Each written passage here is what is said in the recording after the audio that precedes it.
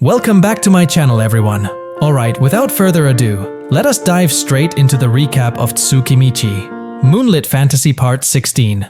The story begins in Kaleneon, where Makoto and Shiki are engaged in a rather strange technical discussion. Shiki suddenly brings up an analogy about the danger of mixing water into hot oil. Upon hearing this, Makoto immediately emphasizes that such an action is clearly dangerous and can cause severe burns or even start a fire. He finds it odd that Shiki is talking about something like this while carrying a physics book, especially since its contents resemble safety warnings from a cooking manual rather than a magic experiment. Sometime later, in the afternoon, they move toward the outskirts of Kaleneon, specifically to what used to be a water storage reservoir. Now the place has completely transformed. Makoto, Shiki, Ehma, the Dwarf Elder, and Ruria stand together, observing the Draupnir ring submerged within a pool of magma. The ring emits intense but stable heat, and it no longer shows any signs of going berserk like it did when it slipped from Makoto's hand earlier. After confirming that the situation is safe, Makoto steps away for a moment and sits on a wooden bench not far from the site. Shiki approaches him and begins explaining the phenomenon that just occurred. He uses a cookbook as a reference and explains that the massive explosion previously described by Sir Whale closely resembles a phenomenon known as a steam explosion in Makoto's original world. Upon hearing that term, Makoto vaguely recalls something from his school lessons or perhaps a scene from a manga he once read. Shiki continues his explanation, stating that when water comes into contact with an object at an extreme temperature, in this case Draupnir, the water instantly turns into steam. That extreme transformation is what triggers a massive explosion, sweeping away all the water in the reservoir and turning the surrounding land into lava-like mud. Makoto can only stand there in silence, as Shiki, who is a resident of another world, seems to grasp physics faster than he does. However, Shiki adds that something still feels off. Given how light the Draupnir ring is, it should have been blown far away after the explosion. In reality, the ring remains exactly where it was. Shiki suspects that there was an additional reaction involving hydrogen, which further amplified the explosive force. After understanding the cause, Makoto intends to secure the ring and bring it back to Asura for safety. Shiki, however, suggests leaving the ring where it is. He explains that the heat it now produces is extremely stable and could be highly beneficial for the people of Kaleneon. The piles of snow that constantly trouble the city could be dumped directly into this heated crater. Moreover, the location is far enough from crowded areas, especially away from children. Shiki adds in a flat tone that if an adult is foolish enough to fall into it, then it is no longer their responsibility. Makoto considers the suggestion. He recalls how heavy snowfall in his previous world could completely paralyze city activities. The idea of using this magma crater as a snow disposal site sounds very reasonable. Not long after, Emma and the Dwarf Elder approach them together with Ruria. Emma reports the results of their analysis. According to her, the magical energy stored within Draupnir has completely transformed into pure thermal energy, functioning like a massive and stable heating device. She estimates that this condition could last for up to 5 years. The Dwarf Elder adds that although the outcome is extremely beneficial, they cannot understand the process that created it at all. Because of this, they request Makoto's permission to conduct several experiments in the future to determine whether a similar phenomenon can be replicated.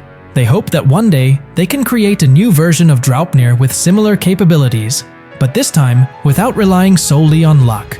Makoto agrees to the dwarves' request and asks them to inform him once all preparations for the experiments are complete. In the end, the former reservoir site is decided to be managed by Eva and the adventurers as a snow disposal facility, while the hot spring project continues separately. Although the previous hot spring reservoir construction is considered a complete failure, at the very least, the disaster has been transformed into something genuinely useful for Kaleneon. Amid this atmosphere, Ruria, who has only recently recovered from her illness, appears extremely excited upon seeing the artificial magma pool. Makoto is momentarily surprised by the girl's energy, but Ruria explains that witnessing the extraordinary achievements of Makoto and Shiki has motivated her as well. She believes that whatever Makoto does always carries a unique quality that cannot be replicated by others. Their conversation then casually shifts to the topic of food. Ruria points toward the forest and talks about the Aries bird, a type of fowl known for its delicious taste. Makoto initially assumes that it is the same as the snowbird, previously defeated by Surwhale, but it turns out that they are different species. The Aries bird turns red during the summer and moves in large flocks, making it difficult to defeat. However, when winter arrives, its feathers turn white and it hides beneath the snow. Although it becomes harder to find, it is much weaker and easier to hunt alone. With pride, Ruria explains how she experimented with processing Aries bird meat, which was originally tough and had a strong odor, into a delicious dish. She holds firmly to the belief that the people of Kaleneon must not depend forever on food supplies from Makoto's company. They need to be self-sufficient. Hearing this, Makoto is deeply impressed, especially since Ruria even went into the field with the adventurers to teach them how to process their prey in order to increase its market value, even though it was precisely this activity that caused her to fall ill from exhaustion. Seeing Ruria's strong determination to help her older sister manage Kaleneon's food logistics, Makoto pauses to reflect. He realizes that a nation or company that relies too heavily on external parties will inevitably possess a fatal weakness. From this realization, he also becomes aware of how powerful Kuzunoha Company's current position truly is. They possess independent resources from Asura, loyal and powerful employees, and teleportation capabilities that render any form of blockade meaningless. Without anyone truly noticing, the company has grown into an entity that is nearly impossible to destroy from the outside. Moved by these thoughts, Makoto advises Ruria not to push herself any further. After that, he turns to Ehma and the Dwarf Elder and asks about their next plans. Ehma decides to return to the city to revise the snow disposal plan using the labor of the Highland Orcs.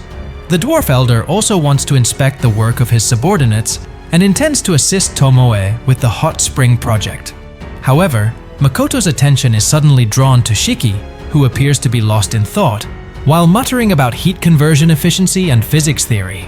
Makoto has to call out to him twice before Shiki snaps back to reality.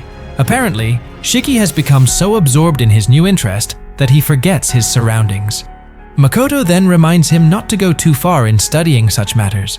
On their way back, Shiki delivers surprising news. He says that Tomoe and Mio intend to complete the hot spring project in just 2 days. What shocks Makoto even more is the fact that Mio, who usually does not care about matters like this, has suddenly taken an interest. It turns out that Tomoe told her about the concept of mixed bathing.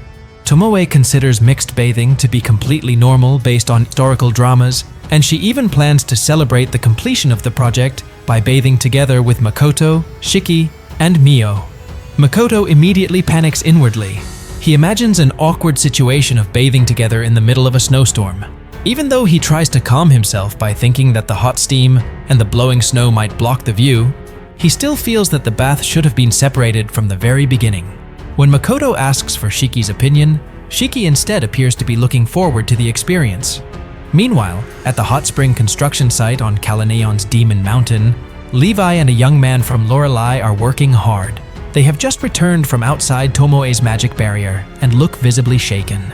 The young man from Lorelei finally apologizes to Levi for previously underestimating the condition of the mountain.